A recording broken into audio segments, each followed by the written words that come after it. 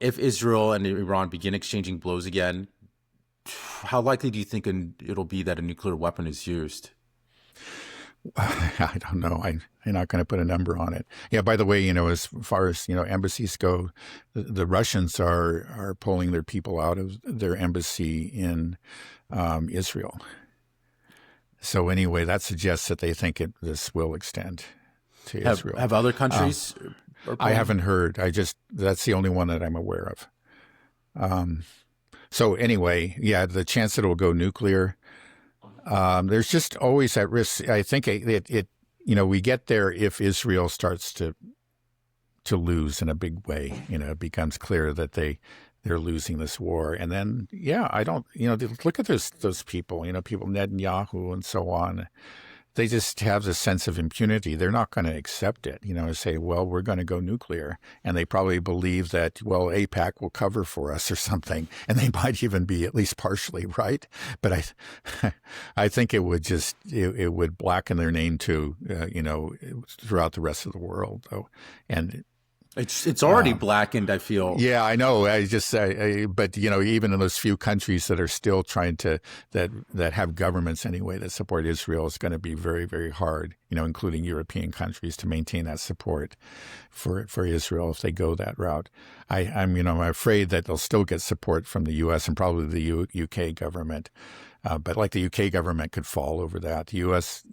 government, unfortunately, probably will get bipartisan support. They'll just say they had to do it, but it's going to accelerate the process that we already see of, it's just the popular turn against Israel, which eventually is going to have political repercussions, maybe much more quickly if they take that route. So, I mean, if Israel does use a nuke, you think that it just would be like most countries be like, how dare you? Won't there be more serious repercussions? I mean, I would hope so. I mean, I certainly, they've gone pretty far in this, in their genocidal war against the Gazans, and not to mention the horrors in the West Bank and the seizing, the invasion of Syria, the invasion of Lebanon, and there's again from the Western powers, there's just no push out. They haven't had to pay a price. but They they really haven't. but Well, they again, it's you see the change in popular sentiment, which I don't think is irrelevant at all. But in the short run, they still have a hold on those people. And so they may just have the sense, Netanyahu, you listen to the guy, I think he basically thinks that he owns the U.S. and he has reason to believe that. And he can get away with murder, up to and including nuclear murder, I think. How likely do you see this expanding into a larger war? Well, let's see. How would that happen? I mean, war is always, once a real war starts, you just never know which way it's going to go. There's always a chance that it'll spread, that other countries will become involved. Again, it is a volatile mix. We have bases in Iraq. Iraq is largely we occupy to some extent, militarily occupy Iraq, but the Iraqis are not happy about that. They want us to go. I think we're on a schedule to leave, but we're dragging our feet. And there are a lot of Shia in Iraq. They can, there's a chance for it is definitely to spill over into Iraq. If there are attacks on bases with Iranian missiles, there'll probably be attacks also by Iraqi militias. Now, will it spread beyond there? There's also the Gulf of Hormuz. I guess the big question a lot of people ask is like, are the Chinese and the Russians going to be involved? I think they will, but just indirectly, and they already are, and maybe have already shown, at least if these reports that we're getting from Reuters, not Reuters rather, but Forbes and Sky News are correct. They shut down the Starlink connections within Iran. This was because of Russian and Chinese help. Do you know how they did that? Did they shoot them down? No, no, I don't think they should. I think it's, it's electronic jamming of some kind. Now, like the Russians have been dealing with Starlink in Ukraine and have learned to neutralize it, at least right there, at the front lines. So they have experience in dealing with Starlink. There's also a story out, it's not confirmed, Ed, but the Ukrainians say that the most recent iteration of the Garan drone, which they call the Shahed, is the Garan 5 is able to actually tap into Starlink and use Starlink for its own guidance. So anyway, they clearly have an understanding of Starlink technology and they know how to use it. And I'm sure the Chinese do too. So the story, according to Forbes and to Sky News, is that 40,000 Starlink terminals were smuggled into Iran over the last several months, and they were there, and were going to be part of of this whole so-called protest movement. Really an insurrection that laid the groundwork for an attack by the U.S. and probably the U.S. and Israel. And it failed. I guess some videos got out, some information, but in general, they've just shut it down. And in fact have used, again, if these reports are true, and I don't see why they wouldn't be, this is not something kind of goes against the narrative and the Western narrative, and this is appearing in Western publications or media outlets.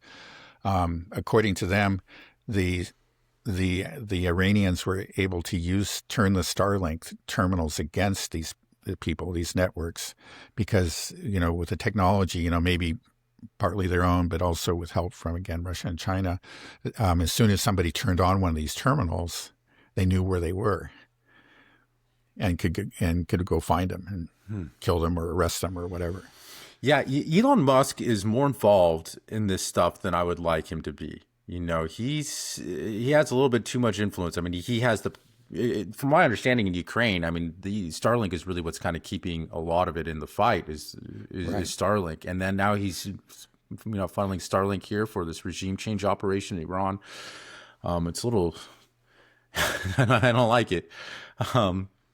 If Iran begins striking U.S. bases, how will the countries respond? That there's, Qatar, the UAE, these Gulf monarchies, will they view this as like, well, hey, these bases are not actually offering any protection; they make us targets, or will they be like, how dare Iran? How dare you strike our territory? Now we're mad at you and we'll go to war with you, Iran, or Right. they'll just stay out of it. Yeah. Well, again, there are bases in Iraq. So I think if they attack, the Iranians would probably strike those first. There wouldn't be any political repercussions because I think the Iraqis, the great majority, probably would cheer that on. But yeah, there's a question. I don't know. When Iraq struck the Al Udeid base in Qatar at the end of the 12-day war, and they again did some significant damage, even though they telegraphed what they were doing and air defense was ready.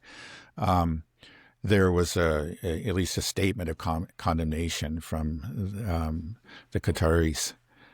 Now that just may have been some kind of show. I don't know. I don't know what they really thought about it.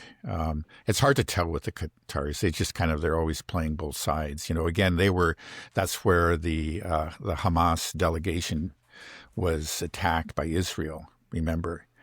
And I still to this day think there is a real question about whether or not the Qataris were in on that and let that happen. Because they just have this history. They are a supporter of jihadists around the Middle East, in places like Syria and elsewhere. They have a long history of doing that, of supporting Sunni extremists. But then they also cooperate with Israel. We know they do. There's this Qatar Gate in Israel. There's actually a lot of people in like Netanyahu's government that had secret dealings with Qatar all through the attack on Gaza and before. And there's also reports that the Netanyahu government was funding Hamas incredibly, like up until October 7th through Qatari intermediaries. So there's some weird stuff that goes on there. I don't know how they would respond, but probably not kindly. I think again, because they are real Sunni extremists, they really are not, still regard the Shias as an enemy. They understand, Saudi Arabia has buried the hatchet, and I think the UAE is more moderate. So who knows? But it would, they really don't have any significant military force themselves. But they are very, they have connections. They are the U.S. bases there. But again, that's the U.S. So I don't see how that would really create a greater war. I don't really see that. But again, war can be sort of creative. You can lead to outcomes that nobody could think of. But I don't see this leading to some sort of world war. I think it would remain a regional war. But, I may be wrong. There might be some point where China and or Russia say, if they see the U.S. just pummeling Iran, say that we just can't let this happen, because we know we're going to be next. Iran is important to them, and they might become more directly involved, and that could lead to, a larger conflict. You have to say the potential for it. Right now it seems impossible, but once a war gets going, the impossible becomes possible.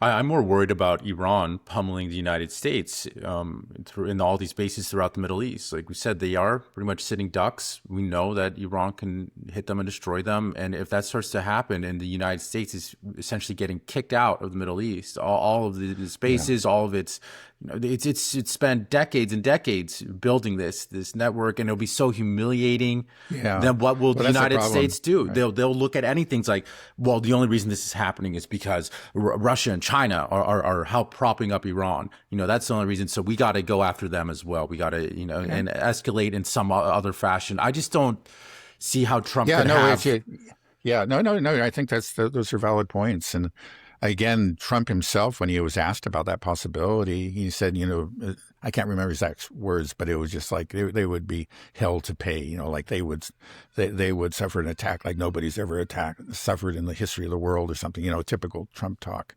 And yeah, he would take it probably as a personal affront. How dare you retaliate? And that's, again, that's scary. I think regardless of who might be president, in an attack like this, it would be very difficult for any president, any U.S. president to suffer a humiliation like that, and there would be a great incentive to go in, even harder as a result. But I think that's maybe especially true of Trump. Do you think then, if this war starts, do you think that it's likely we won't be able to put it back in a bottle like we did with the 12-Day War, right? That once this goes, that it's likely it may go the distance, I think at a high possibility. And if it does go the distance... Yeah, I don't know.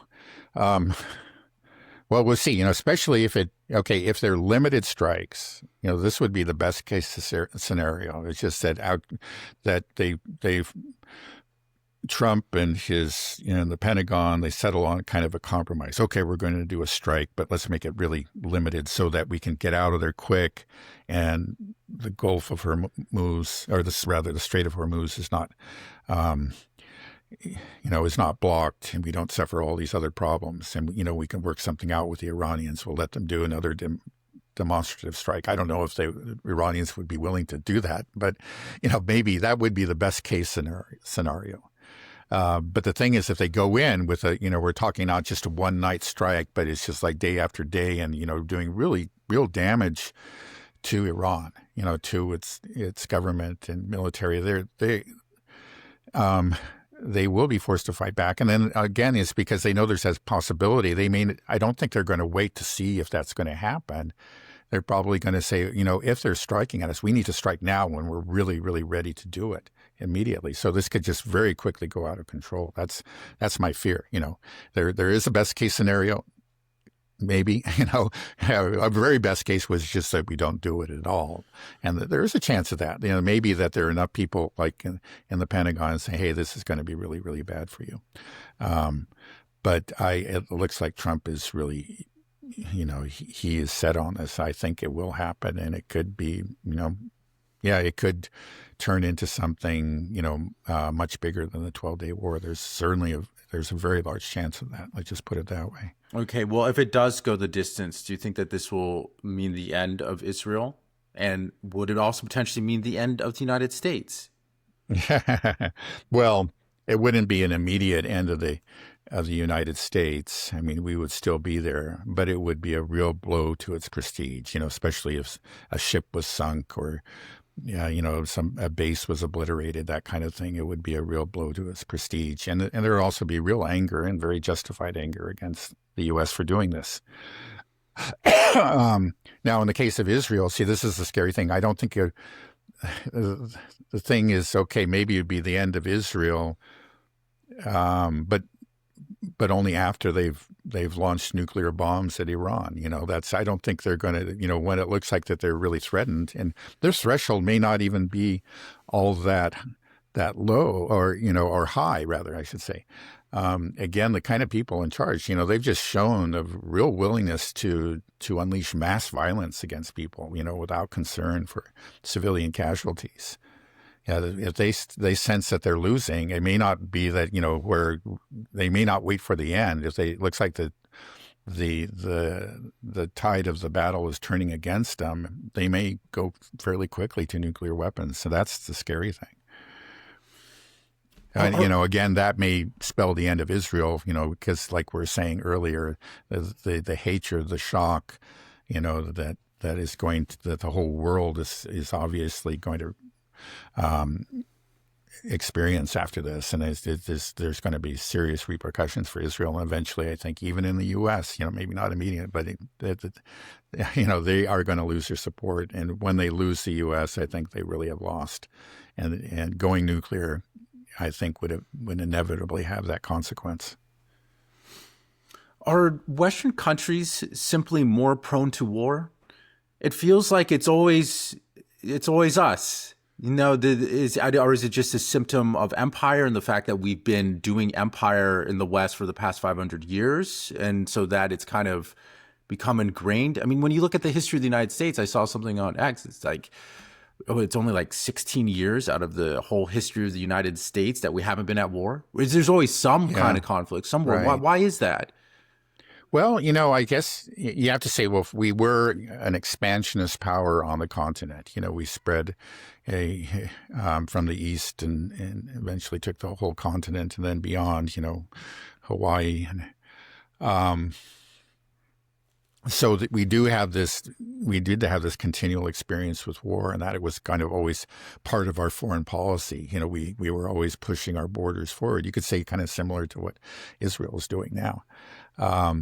And then, okay, it seemed like after the First World War or something, we really learned a lesson. There was real reflection. There was a real backlash against war, and you had real revisionism in the proper sense. Say historians and journalists went back and looked at the kind of the propaganda that took us into that war and say, that was just false. The Germans weren't bayoneting babies and all that, but. And so you did have a very strong, what we call isolationist streak after World War I, but then that was overcome by World War II. And it seems like after that, when we defeated, with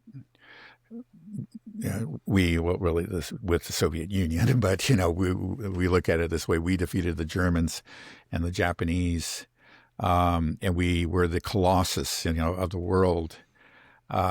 We had, at least for a brief window there, at certain parts of the world, our power was unlimited, and we did adopt this role of the world's policeman. And this kind of, there was never the revisionist thoughts about the mistakes that we had really made in that war, and we didn't really face up because clearly there were war crimes that were committed, in some of these bombing campaigns or whatever. But there was really very little willingness to look at that. So, yeah, it seems like, especially after World War II, we kind of, war became part of, who we are as a nation. I think you can't say that's true of the whole West. It wasn't true of Europe.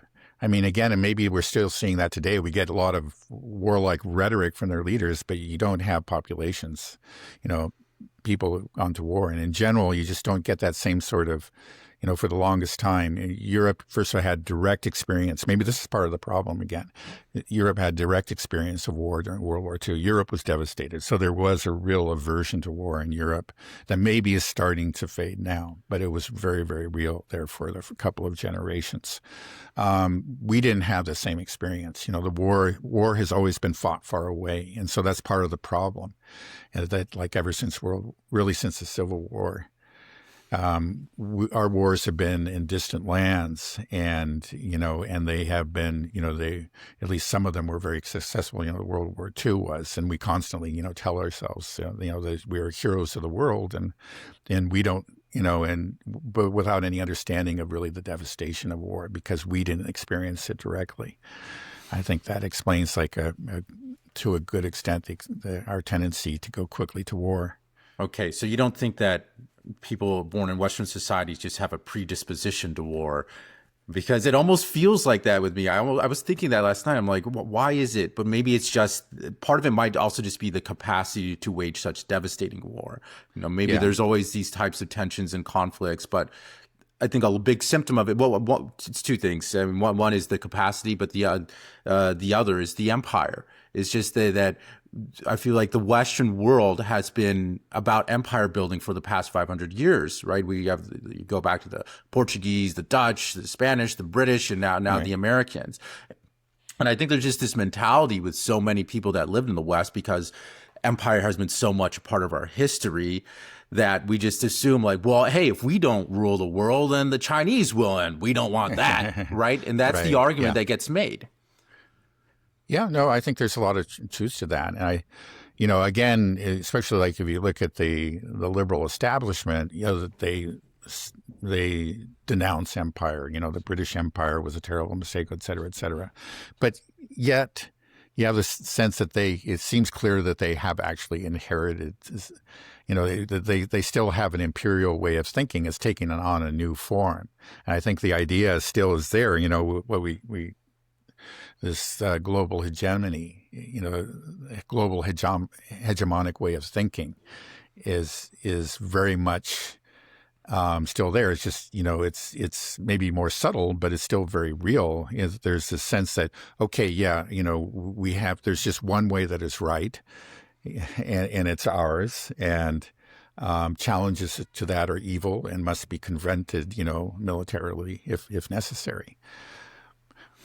Do you think that the concept of hegemony and empire will die fully after a significant defeat? Because that's what we're looking at right now. We're holding on to our empire, but it's slipping away. And do you think that when this is over, that we'll look at this in the grand scheme of things as an anomalous behavior, and we'll be able to go back to something a bit more reasonable, or has it historically we always have to have, there's always somebody bowling around? Because John Mearsheimer almost has that idea. That's how his view is, just great power politics. You gotta, they'll clash, and you gotta have a top dog. I think first of all, you're right. I think we have the sense that it's slipping, from our grasp right now, and that explains a lot of the behavior. It explains a lot of the really bizarre behavior, I think, on part of the Europeans too. They just have, and they're cracked down on dissent. They're, the really horrible sanctions that they put certain people like Jacques Baud under. It's just these are. Why are they doing that? I think because they actually fear that they are losing, that this hegemony, which is so much a part of who they are and what they identify with, is crumbling. And their hatred of Russia, I think, is really kind of a reflection of that, because they sense that maybe Russia really will bring about our downfall, and in a way it will. It doesn't mean that Russia is going to invade. I don't think there's any chance of that, but Russia is a power that's standing up to them, and just by surviving and by winning this proxy war, it shows that, okay, you no longer are the hegemon, and this is something that they really can't live with. Again, Boris Johnson said it outright. Western hegemony is at stake. I think all the others are thinking that way, and it explains a lot of their behavior. Yeah. But yeah, I don't think there's anything like in Western culture that is necessarily leads to war or anything like that. I mean, but it is. I think it is a product of recent and not so recent history. We talked about since World War II, but you pointed to these empires. It was a result of partly of a power imbalance. When the West really was so far ahead of the rest of the world that these kind of things became possible. But that's coming to an end, and it's something that we can't really accept. Even the people who denounce empire are still thinking imperially. They can't accept multipolarity. But multipolarity is inevitable. It's happening, and and there's really no stopping it. Yeah, the scary thing is a lot of the rhetoric. When I brought up Elon Musk, like I can see his mindset, and so many people within the United States, within the elite, they do view this as a battle for Western civilization. And in that sense, that's why they are siding with the Zionists, because they believe in something bigger, and that this is some kind of existential battle, and the only way to do it is to defeat Islam or something. I don't know. I think that's kind of how they view it. It's like Islam is the enemy, and it's this, I think, ongoing propaganda campaign, thanks to Israel, that we've been having this sentiment, and it's become a dominant, powerful, destructive force throughout the Western world. Right. Yeah. No, I think that's true. I mean, that's something that Netanyahu has very consciously and explicitly been trying to tie Israel to Western civilization, and which I think we should be rejecting. Say we should have nothing to do with this. Yeah. First of all, you're in the Middle East over there. You're not in part of the West. Get out of there. Right. Yeah. But I think that's right. I mean, it sort of takes different forms on the left and the right, but it's bipartisan. You talk, maybe there's more talk about Islam when you're on the right side of the spectrum, no question about it. But on the left side of the spectrum, it is still about Western values and democracy that has to be defended against authoritarianism. Yeah. The consequences on the ground seem to always be about the same. Yeah, it's insane to me to think that we might go to this absolutely catastrophic war with Iran, which will likely lead to the destruction of Israel, and a use of a nuclear weapon. I wouldn't say likely, but a very high chance. It could just completely humiliate and destroy the United States. And the pretense for it is what? Is that we care about these protesters? I shouldn't even say protesters. They're essentially terrorists, armed insurgents. I mean, think about if China was saying to, put out a tweet says, "Don't worry, ICE protesters, help is on the way. Overtake your institutions," and they start funneling weapons. And he said, "We're arming you. Here's all your guns. Go on and take it." And like, freedom is coming. What do you think like that? And I'm sure there's a lot more people here in the United States that are legitimately upset with their government over what, ICE is doing, the way they're handling things, than there is within Iran and these protesters. This seems to be an inorganic thing, something that's been cultivated and organized with CIA and Mossad and these NGOs for a long time. They had to use Starlink as well to coordinate all this thing, and it is just not organic. What we're seeing here in the United States is organic. There is real anger here on the streets at our government. So, I mean, I saw something before that I think it sums it up pretty well. It's just that if the United States saw what the United States was doing, then the United States would invade the United States to free the United States from the tyranny of the United States. Right. Crazy times, Dad.